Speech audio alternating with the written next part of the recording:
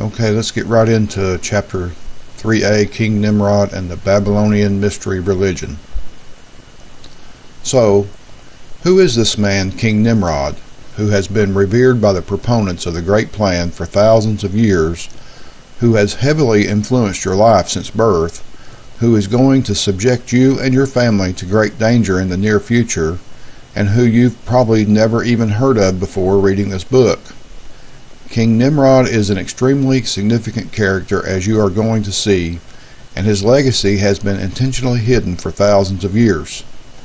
Although there are many elaborate stories and legends about Nimrod, particularly in Jewish Midrash and even the Islamic holy book, the Quran, let's go back to the first book of the Bible, book of Genesis, to start with. Quote, Cush was the father of Nimrod, who became a mighty warrior on the earth. He was a mighty hunter before the Lord. That is why it is said, like Nimrod, a mighty hunter before the Lord. The first centers of his kingdom were Babylon, Uruk, Akkad, and Calno in Shinar. Unquote. Genesis 10, 8 through 10. And it's interesting that Tom Horn, I don't know if you're familiar with Tom Horn or not. If you're not, I would highly recommend at least looking at his information. On the other hand, he could also be a disinfo agent as well, but I don't think so. But anyway, his findings on that verse that we just read, and it's not like it's that significant, but I've just remember hearing him say it time and again, where it's talking about Nimrod. It says Cush was the father of Nimrod, who became a mighty warrior, is in the translation that I just read. Tom Horn always points out that a better interpretation or translation would be Nimrod began to be a Gaborim. And so if that means anything or not, I mean, I hope maybe you can start doing a little digging and see if that turns up anything for you. Okay, there's a lot to read here, so I'm going to keep going. According to the Bible, King Nimrod was the great-grandson of Noah and is credited with establishing the first major civilization after the Great Flood, beginning his rule roughly around 2200 BC, lasting until roughly 2000 BC. When it says in the Bible that Nimrod, which means rebellious one, was a mighty hunter, it is not particularly talking about hunting animals. Nimrod was a hunter of men's souls. That is, it was his goal to corrupt as many souls in God's eyes as he could in order to get them to follow the great plan he was orchestrating. And I'm going to pause right here just for a second and go back to that. Just stop and think about how significant these years, this dating might actually be. We have basically 6,000 years of history according to the Bible. I mean, as far as the dating goes, just according to that. I mean, I know it's much longer than that, but for the sake of everything, let's look at from Adam, and the years that are given up till today is right just a little over 6,000 years, I think. But just stop and think about, okay, it lasted according to this up until roughly 2000 BC. Alright, so 2000 BC, Jesus pretty well is in the neighborhood of 4,000 years. Okay, so Nimrod was almost the midpoint from Adam until Jesus. Okay, 2,000 more years, were approximately, well, we were there 2000, the year 2000, or roughly. I think the Vatican did screw around with the calendar, and there's 2 or 3 years that's been tinkered with. But the way I've kind of looked at it here, and this is, I know this is, I shouldn't even have put this in here, but I am. Let's just say that the years of Jesus' life on earth are kind of like a pause. And of course it's a Masonic number, but I do think the Bible does teach that Jesus lived 33 years approximately. Alright, so we got, if that was a pause, and if things were to go for 6,000 years, you know, that would be 2035, 2038, something in that neighborhood. And, you know, it may be 2045. You know, that's when the transhumanists want to completely do their thing. So I shouldn't have even put that in there because I'm rambling, I'm jumping around, but but these 2,000 years segments are just very interesting to me. Okay, so I'm going to pick up here again. Today's meaning of the term Nimrod is foolish, stupid, or idiotic. An obvious deception to hide from us the real meaning of who or what Nimrod really was and how influential he really is. King Nimrod not only organized the great plan into action after the flood, there are multiple stories of Nimrod having various interactions with the biblical Abraham. If you know your Bible, you know Abraham to be the one who made a pact with God to be his beacon of light in a dark and depraved society. Nimrod's ancient Babylon. Nimrod and Abraham were polar opposites, which is reflected in how the Luciferians run the planet today. King Nimrod was also the first man to individually rule and have complete control over the entire known world at the time, truly the first one-world government.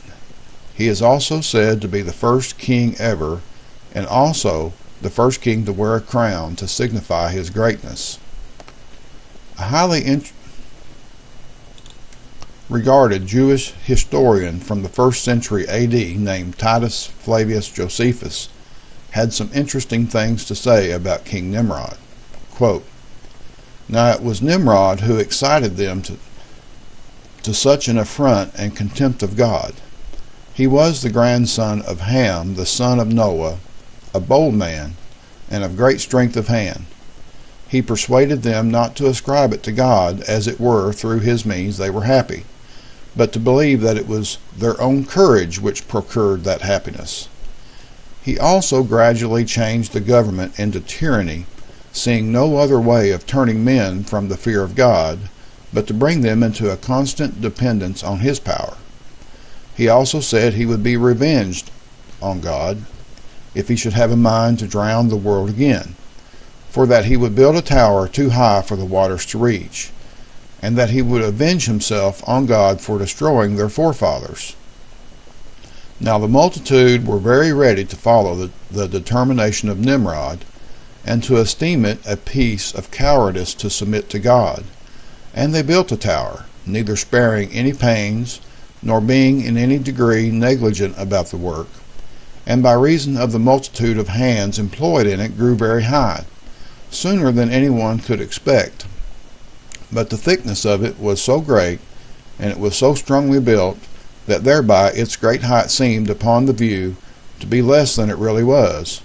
It was built of burnt brick, cemented together with mortar, made of bitumen, that it might be liable to admit water. When God saw that they acted so madly, he did not resolve to destroy them utterly, since they were not grown wiser by the destruction of the former sinners, but he caused a tumult among them, by producing in them diverse languages, and causing that, through the multitude of those languages, they should not be able to understand one another. The place wherein they built the tower is now called Babylon, because of the confusion of that language, which they readily understood before. for the Hebrews mean by the word Babel confusion." Unquote. The Tower of Babel is a legendary structure, and it was of King Nimrod's doing. The tower was actually what is called a ziggurat, which is a religious temple. Temples like these were built all over the world after the scattering of mankind from the Tower of Babel, with the people taking their Nimrod-inspired pagan beliefs with them. Quote, "Now the whole world had one language and a common speech. As people moved eastward, they found a plain in Shinar and settled there. They said to each other, 'Come, let us make bricks and bake them thoroughly.' They used brick instead of stone and tar for mortar. Then they said, 'Come, let us build ourselves a city with a tower that reaches to the heavens, so that we may make a name for ourselves. Otherwise, we will be scattered over the face of the whole earth.' But the Lord came down to see the city and the tower the people were building. The Lord said, 'If as one people speaking the same language they have begun to do this, then nothing they will plan to do will be impossible for them. Come, let us go down and confuse their language so they will not understand each other.' So the Lord scattered them from there over all the earth, and they stopped building the city. That is why it was called Babel, because there the Lord confused the language of the whole world. From there the Lord scattered them over the face of the whole earth." Unquote. Genesis 11, 1-9. It is especially important to understand what God says in this line, quote, "If as one people speaking the same language they have begun to do this, then nothing they plan to do will be impossible for them." Unquote. This is God himself acknowledging that the great plan was indeed in motion, and if any man is left unchecked, he will eventually ascend to godhood on earth. Now that the earth is nearly reunited under the New World Order, and mankind's knowledge has accelerated to light speed, bringing man even closer to godhood immortality, God is again going to step in and scuttle those plans as he did once before, because humans were not put here to become gods. Only this time it will be for good, and this is where the term called end times comes into play. It will not be the end of the world. It will be the end of mankind's independent reign over the earth, with God's designated representative Jesus Christ taking over the show from Lucifer and the great plan. Okay, and I'm just going to pause just for a second here again and say, yeah, I know there's a lot of different lines of thought here on the Tower of Babel, that it actually may have been a Stargate that was being built. Different things, you know, I'm aware of it. I've read about it. I've listened to it, and I acknowledge it. And this what we just read in our reading is sort of a ink and paper, what the words say and could be interpreted from the Bible, and I am not disagreeing with it whatsoever, and I'm not necessarily 100% agreeing with it. It's just I don't have a qualified opinion really. I just have a several different viewpoints at looking at it, and when I get more confirming information as it goes along, then about one of the viewpoints, that I acknowledge that and consider it. But that's it.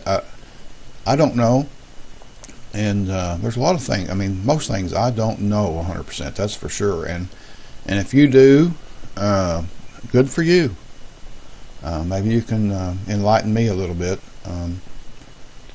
But really, I just don't know. Who knows 100% anything? Okay, sorry about that. Keep reading here. King Nimrod's plans went south a few thousand years ago when God threw a monkey wrench in the works and confused the language of the tower's workers. According to the Bible, since the workers couldn't communicate, the tower went unfinished and the workers grouped together and moved away according to their respective assigned languages. This is supposedly how the different languages used today came about, and how mankind was dispersed across the planet. As the people moved away, they took King Nimrod's pagan/pantheist religious practices with them, which at their root are sun worship. Nearly all pagan religions trace their roots back to Nimrod's Babylonian mystery religion. The term mystery religion means that it is a religion in which the true meaning of it is hidden from the general public. You only learn the truth of what it really is about as you rise up the ranks through various and increasingly more sinister initiations to prove that you can be entrusted with the group's secrets.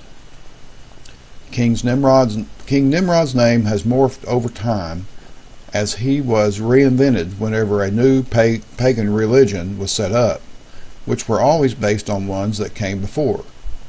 He has also been known as Baal, Osiris, Moloch, Zeus, Kronos, Dionysus, I can't say that word, Hermes, Saturn, Saint Valentine, and on and on. All of these trace back to Nimrod. Nimrod was the only real entity out of all these, being a human, and the rest are merely representations of this man who once ruled over ancient Babylon. Babylon was the first great city to exist, was the first kingdom, and was the capital of the first great civilization as well. Babylon is mentioned over 250 times in the Old Testament, second only to Jerusalem in significance in Holy Scripture. This is how important Nimrod, Babylon, and the Babylonian mystery religion are to the Bible story, the prophecies, and what is happening in the world today. Although Babylon is hardly mentioned in the New Testament, as Babylon had not been an empire for over 500 years at the time of its writing, it is mentioned in the future tense in the book of Revelation numerous times. Jesus Christ knew all about the great plan and warns us of it, and this is pointedly represented in the book of Revelation, talking in future tense of Babylon as both a city, country, and the political, religious system it represents. Remember, it was Jesus Christ who gave John the visions of what is contained in the book of Revelation. Quote, "And there followed another angel saying, Babylon is fallen, that great city, because she made all nations drink of the wine of the wrath of her fornication." Unquote. Book of Revelation 14:8. Quote, "And the great city was divided into 3 parts, and the cities of the nations fell, and great Babylon came in remembrance before God, to give unto her the cup of the wine of the fierceness of his wrath." Unquote. Book of Revelation 16:19. Quote, "And upon her forehead was a name written, Mystery Babylon the Great, the mother of harlots and abominations of the earth." Unquote. Book of Revelation 17:5. Quote, "And the 10 horns which thou sawest upon the beast, these shall hate the whore, and shall make her desolate and naked, and shall eat her flesh, and burn her with fire." Unquote. Revelation 17:16. Quote, "And he cried mightily with a strong voice, saying, Babylon the Great is fallen, and is become the habitation of devils, and the hold of every foul spirit, and a cage of every unclean and hateful bird. For all nations have drunk of the wine of the wrath of her fornication, and the kings of the earth have committed fornication with her, and the merchants of the earth are waxed rich through the abundance of her delicacies." Unquote. Book of Revelation 18:2-3. Quote, "Standing afar off for the fear of her torment, saying, Alas, alas, that great city Babylon, that mighty city, for in 1 hour is thy judgment come." Unquote. Book of Revelation 18:10. Quote, "And a mighty angel took up a stone like a great millstone, and cast it into the sea, saying, Thus with violence shall that great city Babylon be thrown down, and shall be found no more at all." Unquote. Book of Revelation 18:21. Now, why is Babylon referred to as being of the feminine in Revelation? It turns out that King Nimrod was not alone in his formalizing of the great plan. His wife, a former prostitute named Queen Semiramis, was the one who probably concocted the idea of integrating the great plan with a secret religious system, and assumed the role of spiritual leader as counterpart to Nimrod's role as political leader. For all intents and purposes, Semiramis is equally important to Nimrod within the Babylonian mystery religion.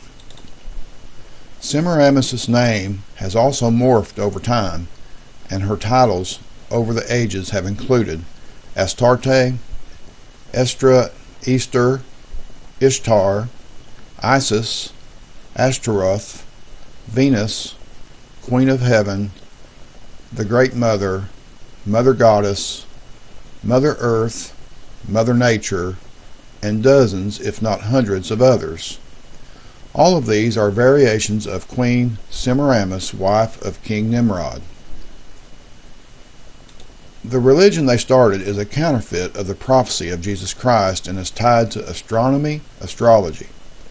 Upon their deaths, Nimrod was deified to his subjects as the sun and Semiramis as the moon.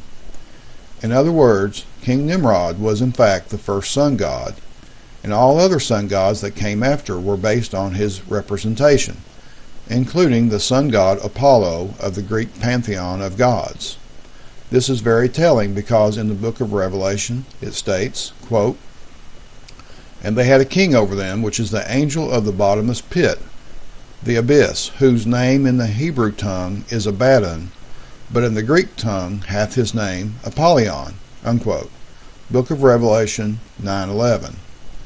Apollyon in Greek means Apollo, who again was the designated sun god of ancient Greece. Apollo was the Greek representation of King Nimrod. Now, read the above passage again and take special note of the number of the passage 9:11 to remember later in this book. "The beast which you saw once was, now is not, and will come up out of the abyss and go to his destruction. The inhabitants of the earth, whose names have not been written in the book of life from the creation of the world, will be astonished when they see the beast, because he once was, now is not, and yet will come." Unquote. Book of Revelation 17:8. Between the above two passages, Jesus Christ is telling us that the infamous beast of the book of Revelation, also known as the Antichrist, is really a resurrected King Nimrod. He will return to once again rule over the political and religious system he started thousands of years ago. If you think this is impossible, just ponder our advances in genetics and cloning over the last few years. If a sample of Nimrod's DNA was somehow preserved down through the generations of occult secret societies, you could easily have a Jurassic Park situation unfold. Think about it. We're not talking about fossilized remains that are millions of years old here. We are only talking about a few thousand years of time. This is also why I believe the pharaohs of Egypt were so carefully mummified, preserved so that one day their DNA could be intact enough to bring them back to life. Nimrod's kingdom predates Egypt's pharaoh's rule, and it was a contingency of his followers that founded and lorded over the great Egyptian civilization. I believe King Nimrod's DNA was brought there and hidden away, carefully mummified in a secret chamber among the Great Pyramids. Based on the legend of Osiris, it is my opinion that this part of his body was his reproductive organ. Knowing the perverted way the proponents of the Great Plan operate. According to Egyptian legend, Osiris, or at least part of him, was the first Egyptian to be mummified. Egypt is also the origination of the obelisk, which is a representation of the male phallus.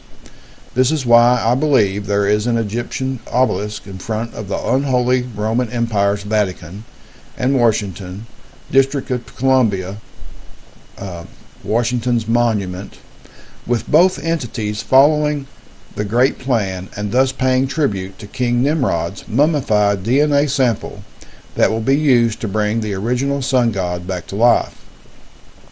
A very interesting thing happened in the mid to late 1990s. The tomb of Osiris, Nimrod, was actually discovered near the Great Pyramids. The tomb and sarcophagus were breached, but it was never let out if they found anything significant in the grave. It is also alleged that no less than the U.S. military was on hand, closely overseeing and guarding the excavation. It was that important.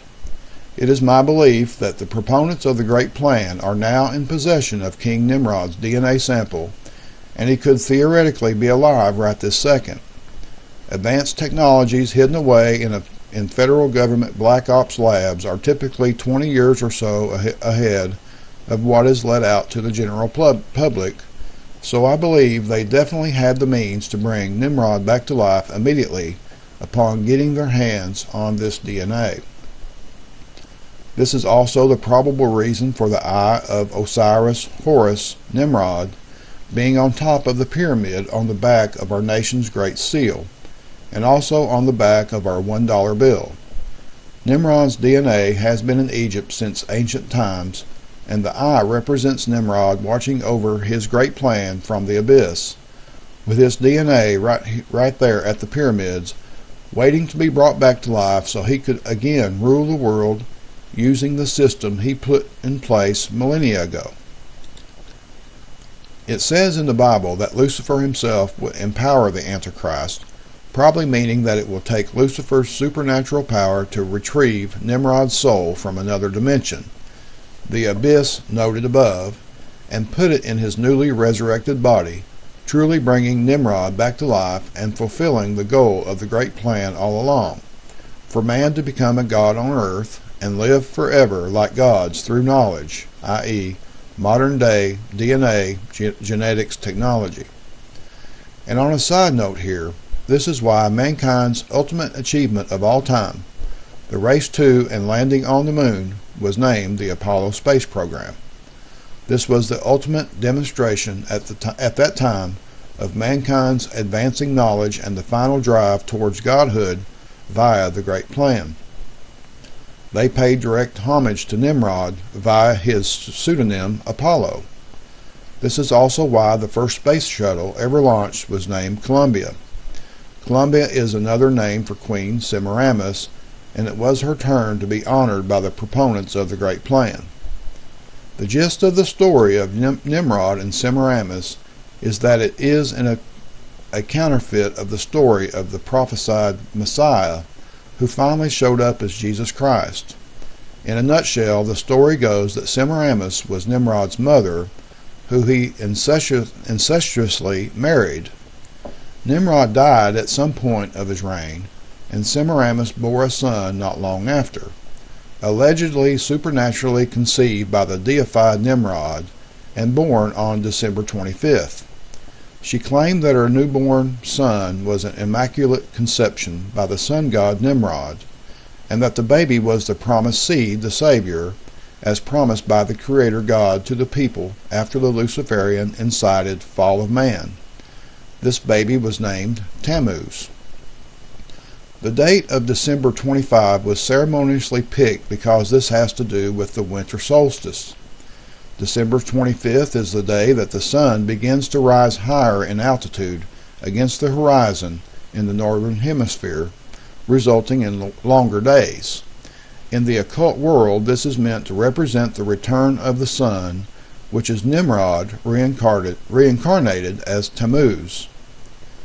This counterfeit prophecy by the Babylonian mystery religion of an immaculate conception by a god of the Savior of mankind predates all others that followed and has been replicated over and over through the ages in other pagan systems. In Egyptian mythology, it was Isis and her son Horus. In Hinduism, it is Devaki and her son Krishna. In Buddhism, it is Maya and Buddha. There are untold others, many with birthdays on December 25, as with the original Semiramis Tammuz. You're probably going to be a little unnerved about the fact that the two biggest holidays for Christians, Christmas and Easter, are based on King Nimrod's Babylonian mystery religion. Quote, "The real origin of Christmas goes back to ancient Babylon. It is bound up in the organized apostasy with which Satan has gripped a deceived world these many centuries. In Egypt, it was always believed that the son of Iris, Egyptian name for, quote, Queen of Heaven, unquote, was born December 25th. Semiramis also bore the title Queen of Heaven, and she was Nimrod's mother. Paganism celebrated this famous birthday over most of the known world for centuries before the birth of Christ. Nimrod started the great organized worldly apostasy from God that has dominated this world until now. Nimrod married his own mother, whose name was Semiramis. After Nimrod's death, his so-called mother-wife, Semiramis, propagated the evil doctrine of the survival of Nimrod as a spirit being. She claimed a full-grown evergreen tree sprang overnight from a dead tree stump, which symbolized the springing forth unto new life of the dead Nimrod. On each anniversary of his birth, she claimed, Nimrod would visit the evergreen tree and leave gifts upon it. December 25th was the birthday of Nimrod. This is the real origin of the Christmas tree." Unquote. The Plain Truth About Christmas, David J. Stewart. Quote, "December 25 was highly honored and recognized by Nimrod's supporters. Many centuries later, this pagan custom was Christianized as being the birthday of Christ." Unquote. From The True Origin of Christmas and Other Holidays, the Gilead Institute of America. Quote, "Nimrod was a great-grandson of Noah. Nimrod became a mighty tyrant in the face of Jehovah. Much of the Babylonian worship was carried on through mysterious symbols, thus the mystery religion. This system of idolatry spread from Babylon to the nations, for it was from this location that men were scattered over the face of the earth. As they went from Babylon, they took their occult worship and its various mystery symbols with them." Unquote. Babylon, Mystery Religion, Ralph Woodrow. Every Christmas, when you buy a Christmas tree, exchange gifts, or burn a Yule log, you are partaking in the Luciferian, satanic, Babylonian mystery religion, and you didn't even know it. Quote, "Traditionally, a Yule log was burned in the fireplace on Christmas Eve, and during the night, as the log's embers died, there appeared in the room, as if by magic, a Christmas tree surrounded by gifts. The Yule log represented the sun god Nimrod, and the Christmas tree represented himself resurrected as his own son, Tammuz. So our Christmas tree and our Yule log have tremendous meaning, but not a Christian meaning. The Yule log is the dead Nimrod, human ruler of ancient Babylon, who was eventually deified as the Son incarnate, and hence a god. The Christmas tree is mystical Tammuz, the slain god come to life again." Unquote. From After Armageddon, John A. Sarkat. Quote, "Jesus Christ was not born on December 25, but December 25th can be traced back to Genesis and a man named Nimrod.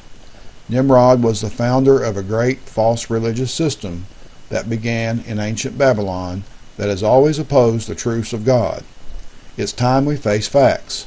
This world is deceived, just as God prophesied it would be in Revelation 12:9.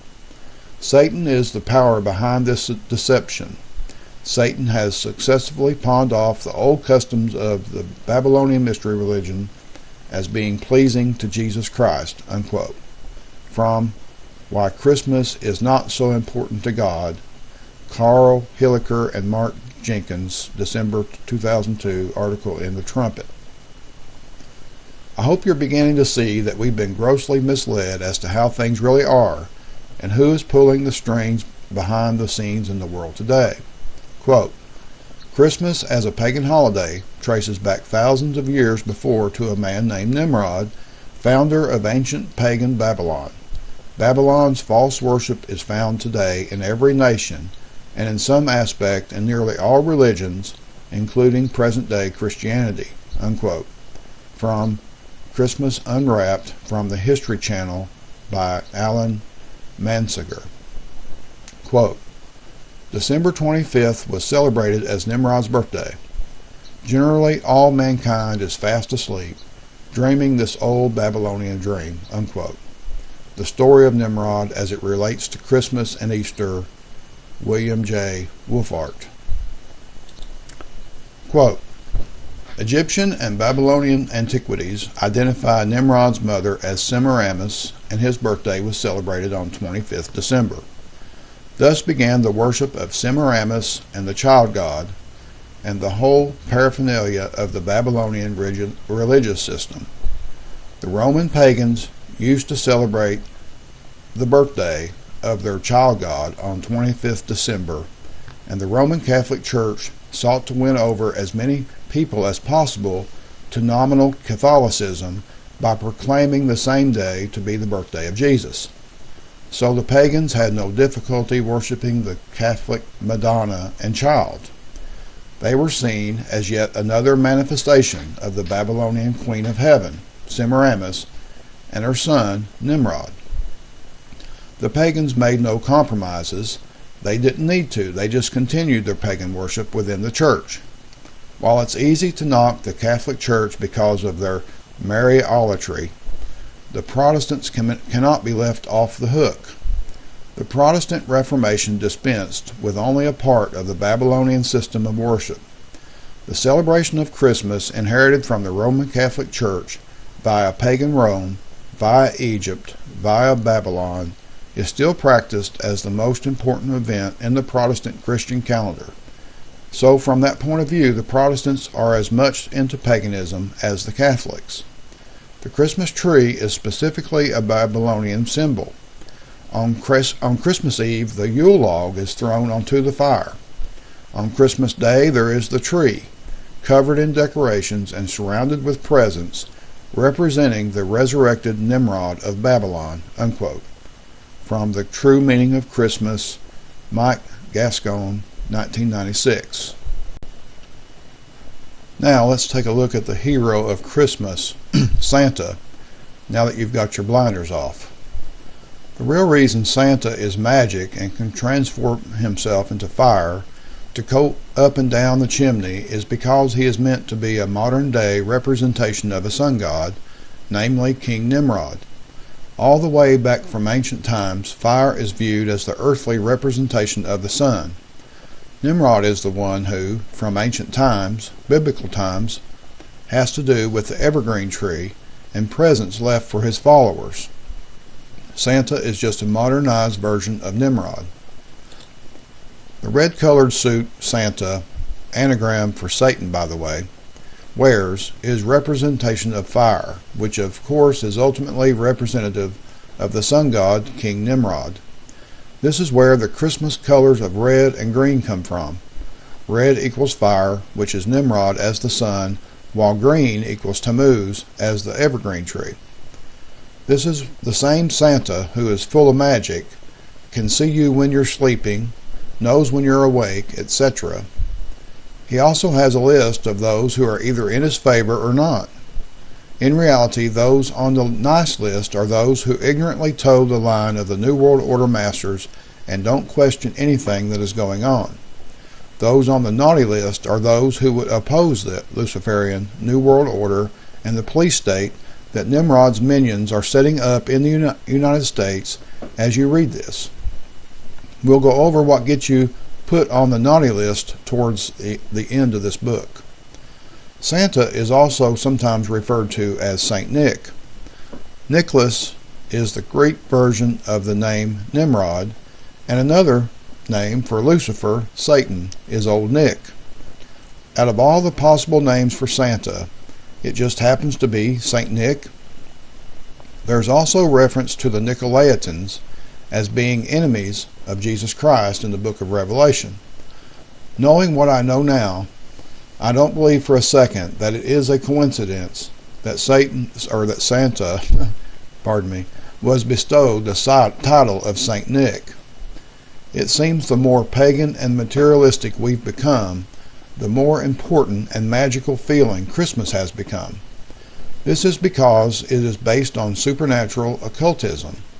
That magical feeling you get around Christmas is the result of group conscious thought paying homage to the original sun god, the mastermind of the great plan, King Nimrod. That feeling you get is literally real black magic working on you, and it is similar to being on some sort of mind-altering drug. Well, I'm going to pause there for a second and say that could well be. Okay, I'll just keep going. Let's shine the light of truth on Easter now. Lent, quote, Lent, Easter, and Christmas are of Babylonian origin, unquote. From Easter and Christmas Paganism 2000 BC to date, Edward Stevens.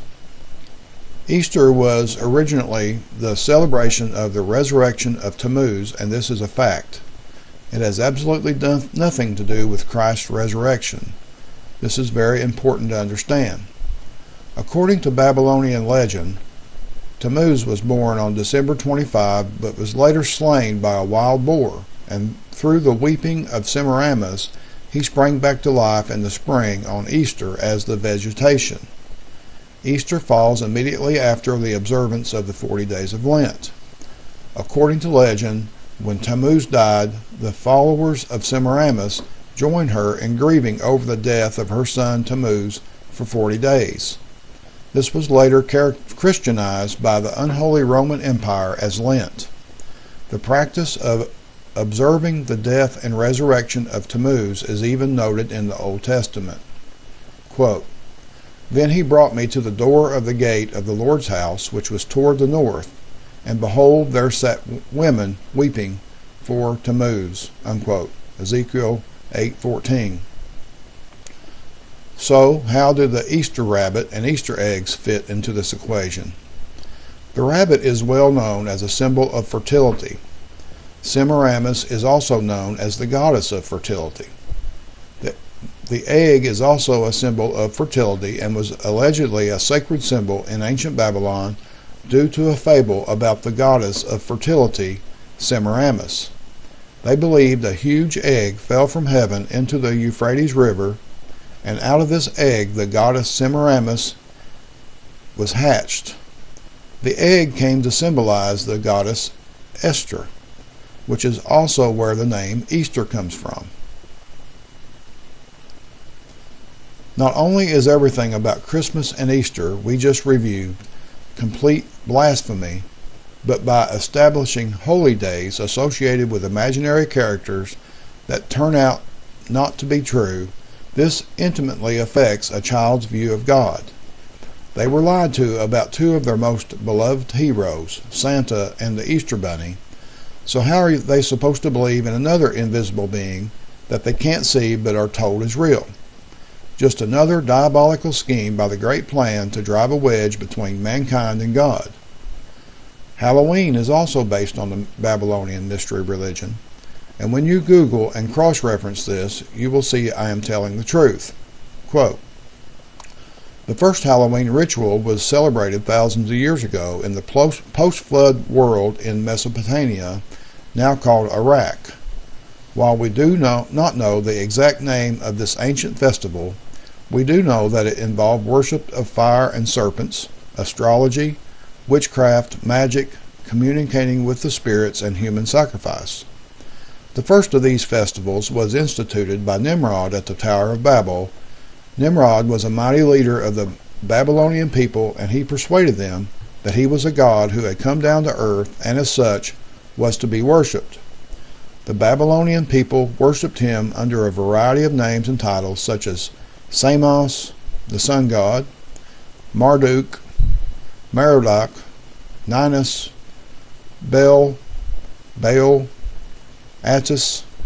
The list is practically endless. Nimrod, along with his wife, founded what the Bible refers to as Mystery Babylon, a pagan, false religious system that included worship of many gods and goddesses, fire, serpents, the sun and moon, and the planets, unquote.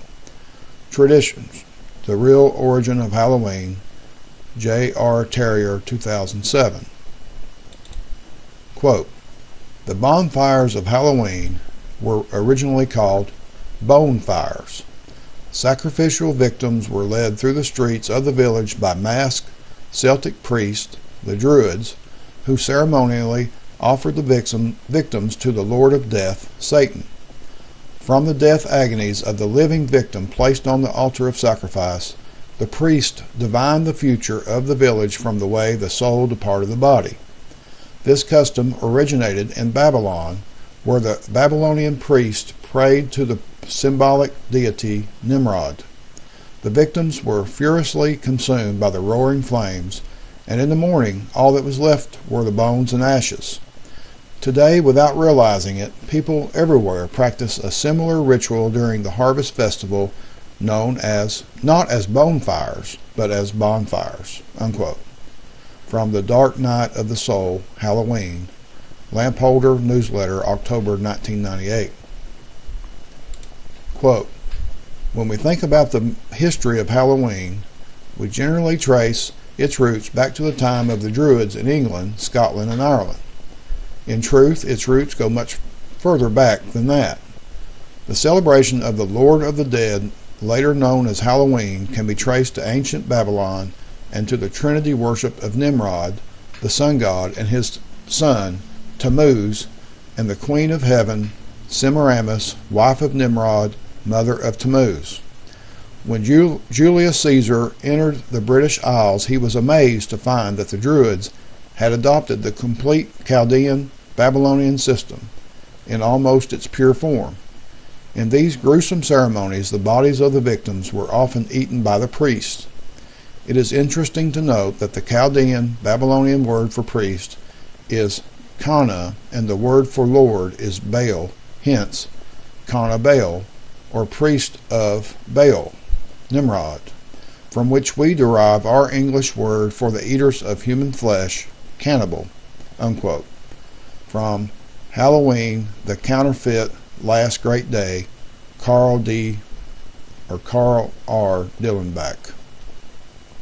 Quote, "Have you ever wondered where the heinous pagan worship rituals of the Druids originated?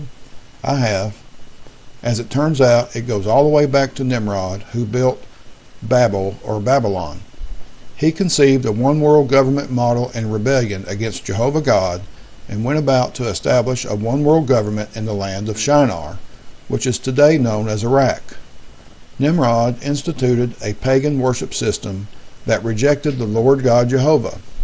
Instead, the primary false god worshipped was Nimrod, called Baal, Syrian and Phoenician, Bel, Assyrian, Moloch,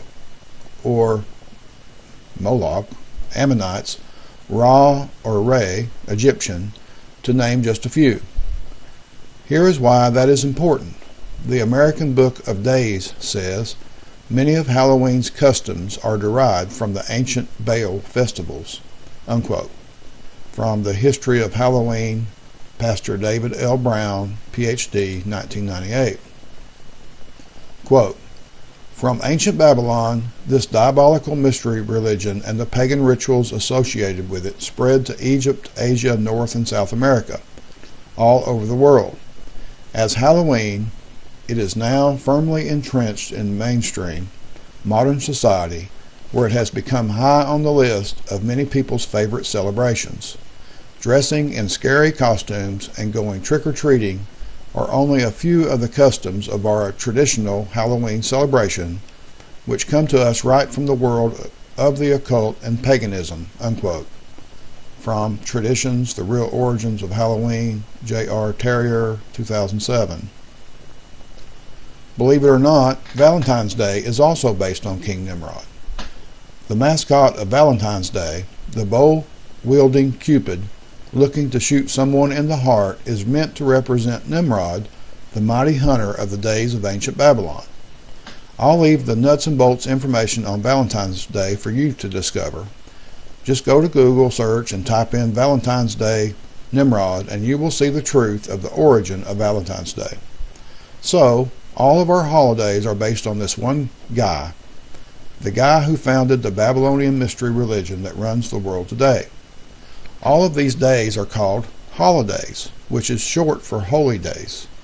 Another terrible deception, as they should really be called unholy days. As disturbing as it is to say, by celebrating any of these days, you are in actuality blaspheming God, and that is the 100% truth. And I'll say, well, I'll just leave my opinion out of that. From this moment onward, whenever these holidays are celebrated by the unknowing masses, you will know the real truth behind them, the real truth of the matter. What you just read is the gist of what you need to know about King Nimrod, Semiramis, Tammuz, Babylonian mystery religion, to get you pointed in the right direction. The great plan completely and utterly dominates the world, as you are hopefully beginning to see. This man, King Nimrod, is going to be brought back to life, and a modernized Babylonian mystery religion will be the religious, political system of the end times. There is nowhere on the face of the earth you can go to get away from it, so you might as well educate yourself about it and what the great plan's agenda for the future holds.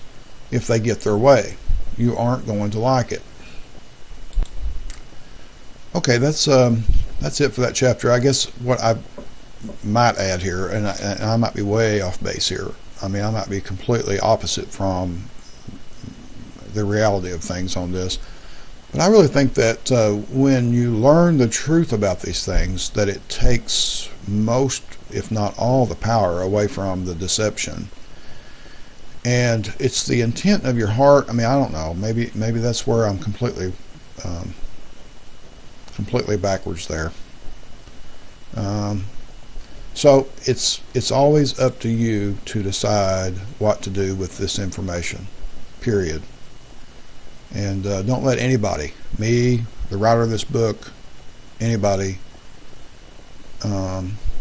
tell you how you should process it and what to believe. I mean, it's as simple as that to me. You're the only one who's going to be held accountable for your beliefs and your practices when it's all said and done. But anyway, that's it for this segment of this chapter, and I'll talk to you next time.